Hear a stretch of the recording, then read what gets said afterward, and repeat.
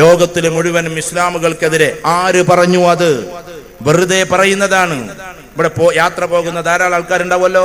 US നമ്മൾ പോകുമ്പോ US നമുക്ക് വേണ്ടി പള്ളിക്ക് സ്ഥലം തരുന്നത്, വെള്ളിയാഴ്ച നിസ്കരിക്കാൻ ജുമാ കൂടാൻ സ്ഥലമില്ലാത്തടത്ത് ചർച്ചിലുള്ള സാധനങ്ങളൊക്കെ മൂടി വെച്ചിട്ട് നമുക്കത് തരുന്നത് ക്രിസ്ത്യൻ സൊസൈറ്റിയാണ്. പോയവരോട് ചോദിക്കുക. നമ്മുടെ അബ്ദുറഹ്മാൻ രണ്ടത്താണി സാഹിബിന്റെ മകനുണ്ട് ഇംതിയാസ്, എന്റെ വിദ്യാർത്ഥിയാണ്, ഇപ്പൊ US അവൻ കഴിഞ്ഞ പ്രാവശ്യം പറഞ്ഞു, ഒറ്റ ദിവസത്തെ പിരിവിൽ, ഞാൻ ഇവിടെ സൂചിപ്പിച്ചിട്ടുള്ളത്, ഒറ്റ ദിവസത്തെ റമദാന്റെ പിരിവിൽ 10 കോടി രൂപയാണ് അവിടെ പിരിവെടുത്തത്. എന്തിനെന്നറിയോ? അവിടെ കാണുന്ന മുഴുവൻ ആളുകൾക്കും സമ്മാനം കൊടുക്കാൻ. ദാറ്റ് ഈസ് US പോയി കഴിഞ്ഞാൽ അവിടുത്തെ പള്ളിയുടെ ബാക്കിൽ ഇമാമ നിൽക്കുമ്പോൾ അതിന്റെ പിന്നില് ഒട്ടുമിക്ക പള്ളികളും ഹാഫിദീങ്ങളാണ് നിറഞ്ഞു നിൽക്കുന്നത്. നമ്മൾ അവിടെ പോയി കഴിഞ്ഞാൽ പോയവരോട് ചോദിച്ചു നോക്കുക, നിങ്ങൾ അത്ഭുതകരമാണ്. കാരണം നമ്മൾ ഹാഫിദീങ്ങളെ കാണുന്നത് അവിടെയാണ്. ഇപ്പൊ നമ്മുടെ നാട്ടിൽ നിന്ന് ഇതൊക്കെ നഷ്ടപ്പെട്ടു പോവുകയും ആ നാട്ടിലേക്ക് ഇത് കൂടി വരികയും ചെയ്യാൻ. UK പോയി കഴിഞ്ഞാൽ 100 കണക്കിന് പള്ളികളാണ് മുസ്ലിമീങ്ങൾക്ക് വേണ്ടി ക്രിസ്ത്യൻ സൊസൈറ്റി സമ്മാനമായിട്ടും ദാനമായിട്ടും അല്ലാതെയും കൊടുത്തിട്ടുള്ളത്. എല്ലാ സ്ഥലത്തും അങ്ങനെയാണ്, എല്ലായിടത്തും കോൺഫിഡൻസ് ആണ്. പിന്നെ എന്റെ കുട്ടികളോട്, നമ്മൾ മതത്തിൽ നിന്ന് അകന്നു പോകുന്നു, ചിലപ്പോഴൊക്കെ അകലാൻ വേണ്ടി വിചാരിച്ചിട്ടല്ലോ, പക്ഷെ നിസ്കാരമൊന്നും ഇല്ലാതെ പോവാണ്. നിസ്കരിക്കാതെ പോകുമ്പോൾ തന്നെ നമ്മൾ അതിൽ നിന്നൊക്കെ അകലുമല്ലോ. ഞാൻ വയത് പറയാൻ വേണ്ടി വന്നതല്ല, പക്ഷെ നമ്മൾ ഓർക്കണം, നിങ്ങൾ ഈ കഴിഞ്ഞ ഫുട്ബോൾ കണ്ടില്ലേ?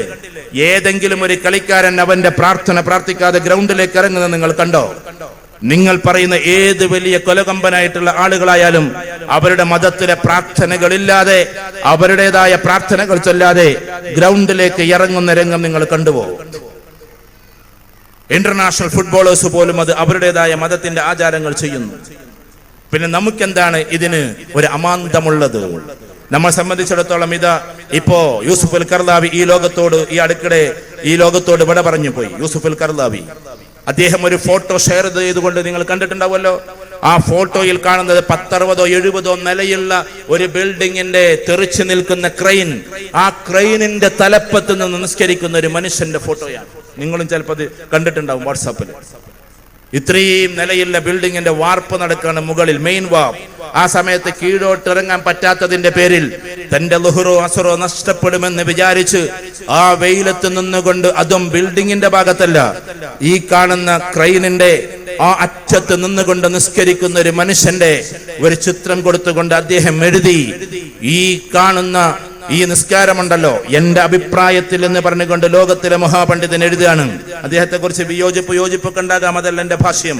അദ്ദേഹം എഴുതിയത് ഇതാണ്: ഹറമിൽ നിന്ന് നിസ്കരിക്കലും മദീനയിൽ നിന്ന് നിസ്കരിക്കലുമാണ് ഈ ലോകത്തിൽ ഏറ്റവും പ്രതിഫലമുള്ളത്. അതിലേറ്റവും വലുത് ഹറം, 2ാം സ്ഥാനത്ത് നിൽക്കുന്നത് മസ്ജിദുൻ നബവി, അവിടെ പ്രതിഫലത്തിന്റെ കാര്യത്തിൽ. എന്നിട്ട് അദ്ദേഹം പറയാണ്, ഈ ഹറമിൽ നിന്ന് നിസ്കരിക്കുന്നതിനേക്കാൾ ഒരു പക്ഷെ അള്ളാഹു പ്രതിഫലം കൊടുക്കുന്നത് ഈ മനുഷ്യനായിരിക്കുമെന്നാണ്. ഫ്ലൈറ്റിൽ നമ്മൾ യാത്ര ചെയ്യാറുണ്ട്.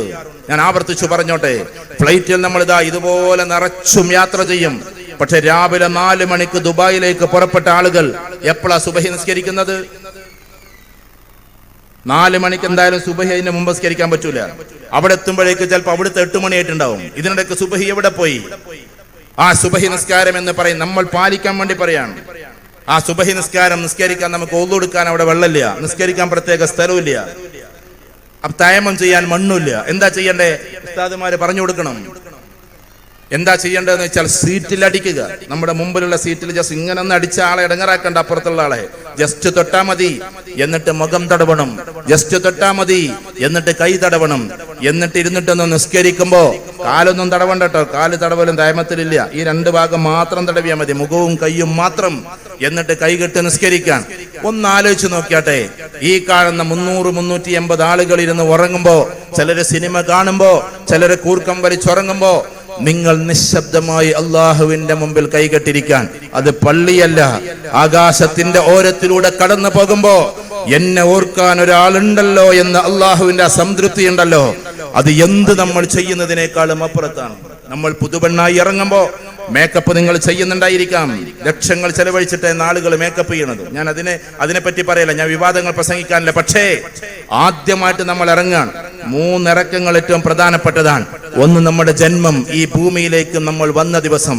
രണ്ടാമത് നമ്മൾ പുതുപെണ്ണായി പോകുന്ന ദിവസം. മൂന്നാമതായി നമ്മൾ മരിച്ചു പോകുന്ന ദിവസം. ഈ മൂന്നും ഏറ്റവും പ്രധാനപ്പെട്ടതാണ്.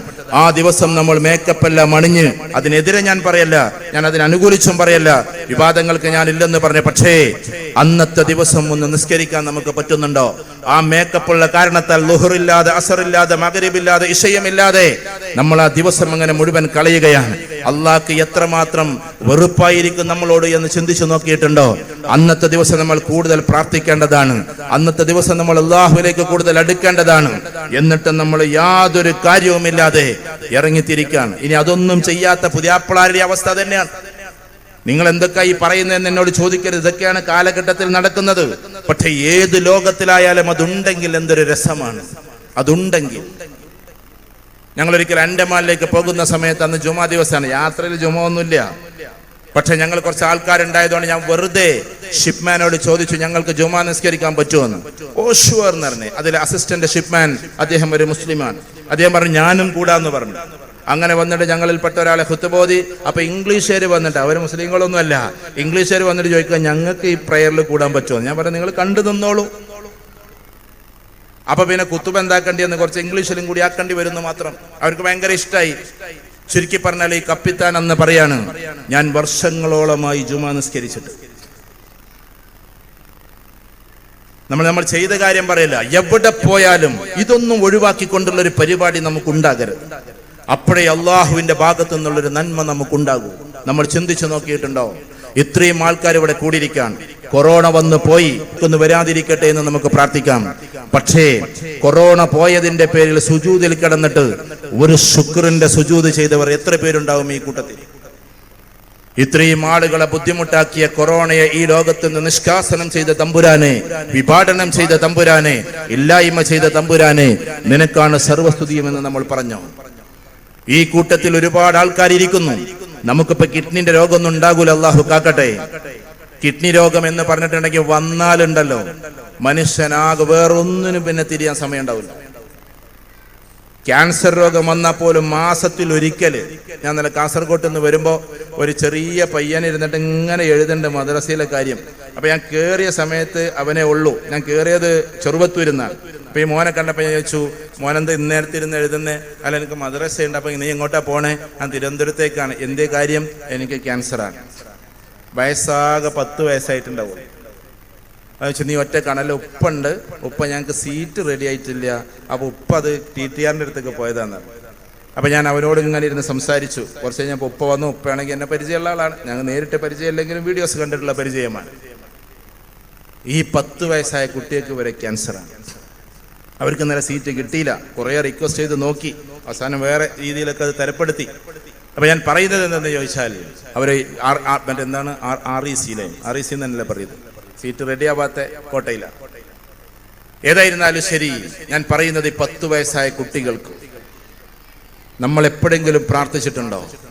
ഈ ഇരിക്കുന്ന നമുക്ക് 3 മക്കളാണ്, 4 മക്കളാണ്, ചിലർക്ക് 5 മക്കളാണ്. ഇന്നേ വരെ എൻ്റെ മക്കളിൽ ഒരാൾക്കും ക്യാൻസർ രോഗത്തെ തരാത്ത തമ്പുരാനെ, നിനക്കാണ് സർവസ്തുതിയുമെന്ന് നമ്മൾ പ്രാർത്ഥിച്ചിട്ടുണ്ടോ? ലഇൻ ശകർതും ലഅസീദന്നകും, നിങ്ങൾ ശുക്ർ ചെയ്തു കഴിഞ്ഞാൽ ഞാൻ അതിനെ അധികരിപ്പിച്ചു തരുമെന്ന് പ്രവാചക തിരുമേനി സല്ലല്ലാഹു അലൈഹി വസല്ലം പറഞ്ഞിട്ടുണ്ട്. ഖുർആനിൽ വന്നിട്ടുണ്ട്. ലഇൻ ശകർതും ലഅസീദന്നകും, ഉറപ്പായിട്ടും ഞാൻ അതിനെ അധികരിപ്പിച്ചു തരും. ശുക്ർ നമ്മൾ ചെയ്തോ? കിഡ്നി രോഗം ഇപ്പം നമുക്ക് വന്നിട്ടില്ല. ഇനി വന്നിട്ടാണോ നമ്മൾ പ്രാർത്ഥിക്കാൻ നിൽക്കുന്നത്? വന്നിട്ടാണോ നമ്മൾ? നേരെ മറിച്ച് അതിന്റെ മുമ്പൊന്ന് ഒരു ശുക്രിന്റെ സുജൂദ് ചെയ്തിട്ടൊന്ന് പറഞ്ഞു നോക്കിയാൽ. ഞാൻ പറഞ്ഞ നിസ്കാരത്തിലല്ല, ഇതിനായിട്ട് ശുക്രിന്റെ സുജൂദ് ഉണ്ട്. അത് എങ്ങനെ ചെയ്യേണ്ടത് നിങ്ങൾ ഉലമാക്കളോട് ചോദിക്കും. ഇത് ഫിഖിന്റെ ക്ലാസ് അല്ലാത്തതുകൊണ്ട് ഞാൻ അതിലേക്ക് പോകുന്നില്ല. ശുക്രിന്റെ സുജൂദാണ് ചെയ്തിട്ട് അങ്ങണ്ട് പറയന്നെ. അറബി പറയാൻ വരുന്ന അങ്ങനെ മനസ്സിൽ കരുതാൻ, അങ്ങനെ എങ്ങനെയാണോ പറ്റുന്നത് അങ്ങനെ എന്ത് പറയണം? ഇന്നേ വരേക്കും കിഡ്നിയുടെ രോഗം തരാത്ത തമ്പുരാനെ, നിനക്കാണ് സർവസ്തുതിയുമെന്ന്. ദീന് എന്ന് പറഞ്ഞാൽ നന്ദി കാണിക്കലാണ്.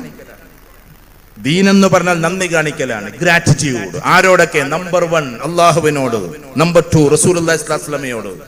ഇത്രയും വേണ്ടി നമുക്ക് ത്യാഗം സഹിച്ചിട്ട് നമുക്ക് ഈ കാഴ്ചപ്പാടുകൾ അവതരിപ്പിച്ചു തന്ന പ്രവാചക തിരുമേനി സല്ലല്ലാഹു അലൈഹി വസല്ലമയോട്. നമ്പർ 3 നമ്മുടെ പ്രിയപ്പെട്ട മാതാപിതാക്കളോട്. നമുക്ക് വേണ്ടി ഇത്രയും കഷ്ടപ്പെട്ടിട്ട് ഒരുപാട് ഉറക്കമൊഴിച്ചിരുന്ന പാവം മാതാപിതാക്കളോട്.